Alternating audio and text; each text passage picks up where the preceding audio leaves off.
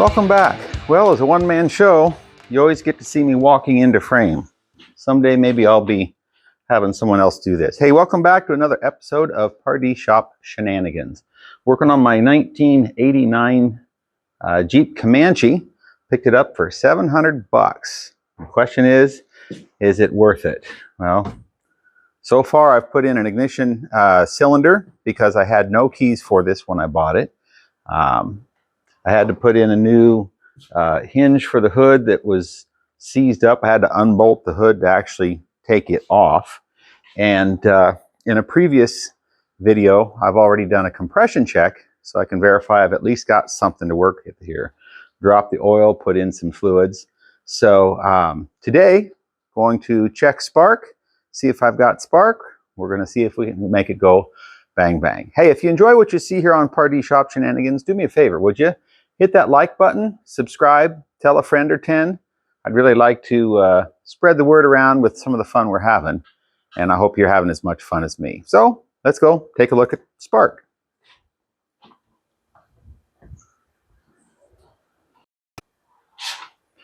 So on a modern, I'm going to call this modern 1989 vehicle, a spark is delivered to the engine by way of computer control. It's actually distributed by the distributor, sends spark out in a firing order. This happens to be a 2.5 liter 4-cylinder Jeep engine. Remember the three things we need to have an internal combustion engine run. We need to have compression, we need to have spark, and we need to have fuel. So what I know right now is I know that I've got pretty good compression on this. Cylinders 1 and 3 are at 160 psi. Number 2 and 4 at 175. And with just over 200,000 miles on the odometer for this little pickup, I consider that pretty decent. I've got the spark plugs out right now, and because it's a 5-speed, I can't really jump back and forth and start it. I don't have anybody here helping me right now. So what I'm going to do is I'm going to make my own remote starter. Now all this is doing is I'm getting the engine to turn over by arcing the solenoid to the starter to the battery. What that means is, rather than trying to show you down there, this is a starter. It's up underneath there, and it's going to have one wire that comes right to the battery, which is a big wire. You're going to have a little wire, a little post here, and this is what sends 12 volts to close this solenoid and engage the starter to go around. So rather than having somebody here helping me right now to turn the key, what I can do is I can clip a jumper right on this little guy and take it right up to the starter. This is not connected to a battery right now, and it will cause it to go around. So in this case, I've traced this, but I also verified in the book and the wiring diagram that this dark green wire is actually connected to my starter solenoid down below. And I've already made sure the parking brake is set and that the pickup is in neutral, because if it was in gear and I engage the starter, this thing's going to jump, and I don't want to get hurt because I'm allergic to pain. So anyway, by attaching this, I can turn the engine over without having a helper. Now, I already know that the safety switch, the neutral safety switch or the clutch safety switch, is not working correctly on this, because when I put in the new key cylinder for the ignition, I can now get it to turn like it should, but even with the clutch pushed in, it will not engage the starter. But I can engage the starter this way, so I know the engine is free and I know the starter works. My next step to test now is to see whether or not I have any spark. Now I've got spark plugs all out. I've got all the plug wires laying here. I just cleaned up my old spark plugs for now, gapped them, put it in here. And what I want to do is I want to see if I've got any spark. Now what I'm going to do is, this needs to be to ground, because this is normally screwed into the cylinder, right? And this is where the fire's coming through. And remember, electricity needs to have a path, positive ground. Actually, it's ground to positive on a 12-volt system. And if you don't have one of those connections, you will not complete the circuit. So this spark plug, if I lay it down somewhere next to the block where it is grounded, if I turn the key on, it should provide power to the coil through the computer that will send power to the distributor that when I turn the engine over should ignite the spark plug and I should see a spark. Let me see if my key is on. It's not. That's an important something.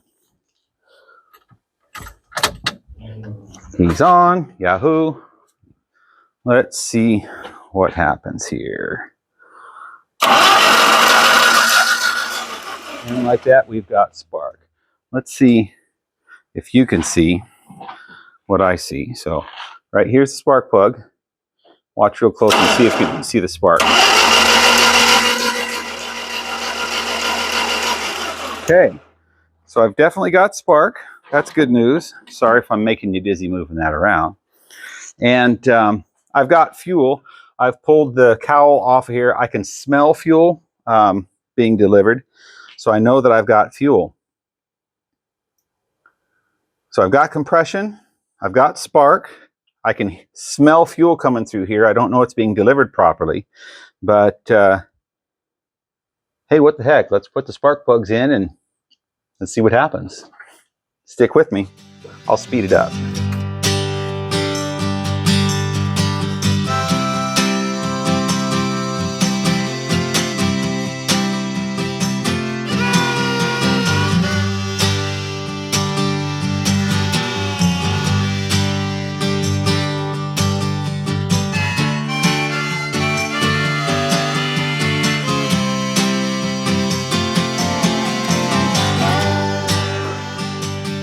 Okay, that wasn't so bad, was it? Okay, I've got all 4 spark plugs put back in. I tightened them to exactly 12.5 pounds per square inch compression or torsion. You believe that, right? Now,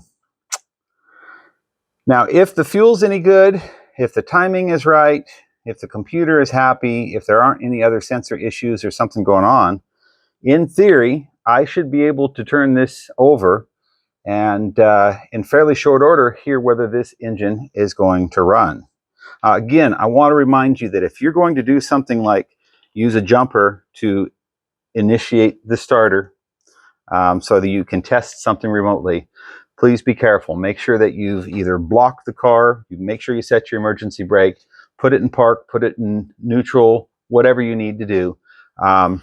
Be smart. It's okay to cowboy things once in a while, but not if it puts you in the hospital. Okay? All right, let's see what happens here. Mickey, what are you going to do?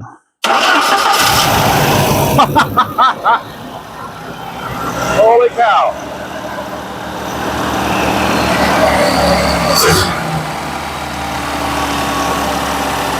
That is awesome. And folks, I tell you, there was nothing staged here. There might be nobody as surprised as me that fired up that easy. Holy smokes. This little girl sounds pretty good.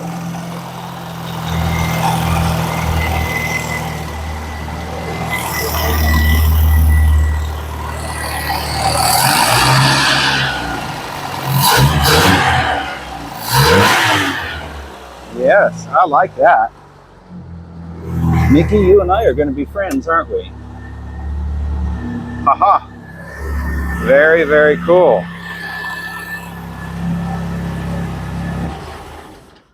Well, there you have it. Sorry, hope I wasn't hollering too loud at you there, but I am pleasantly surprised.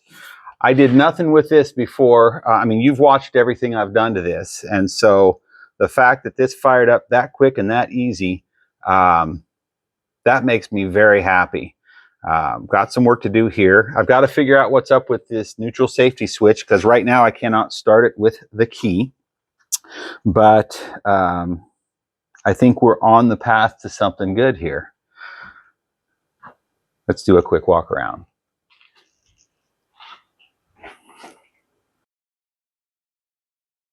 Okay, so this is Mickey. Now, I named it Mickey because in my first video, as I was pulling the airbox apart here, again, live, I'd never been into it, I kind of joked about, I wonder if there's a mouse nest in it. And sure as can be, there was a mouse in there. His little tail was sticking out, and let's just say we dispatched him. So, again, I've bought this pickup for $750. Previous owner told me that it had run. He'd actually taught his son a little bit about how to drive a 5-speed in it. His son wanted it originally. They changed plans. It sat. He wanted it gone. I was in the right place at the right time. A little 2.5 cylinder, four-cylinder, 2.5 liter four-cylinder. Gosh, I'm excited. I can't even talk. And they are not known for power, certainly, but with a little 5-speed and 2-wheel drive, could be a great little runabout. We've got a lot more work to do. Throttle body, fuel injection here. We've got good fluids. I don't know about my oil pressure or anything like that because it's just got dummy gauges in the dash. I don't have any actual gauges. I've still got to finish putting together horn and whatnot. It's got bucket seats in pretty good shape. Console. Common problem here. Yep, no headliner, so I'll see what I do with that. One of my biggest challenges with this pickup is going to be the fact that at some point this door has been hyperextended and it's pulled the hinges away from the body, and there was a less than awesome repair done for a striker.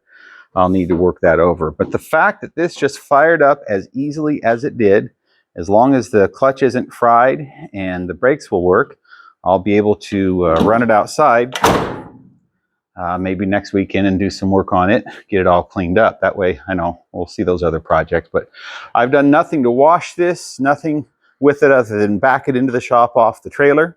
And gosh, it's in really good shape.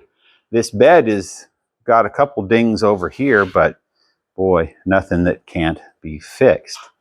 So I don't know, we'll see. This could be a whole lot of fun. It could be a money pit. And yes, you see out here some other projects.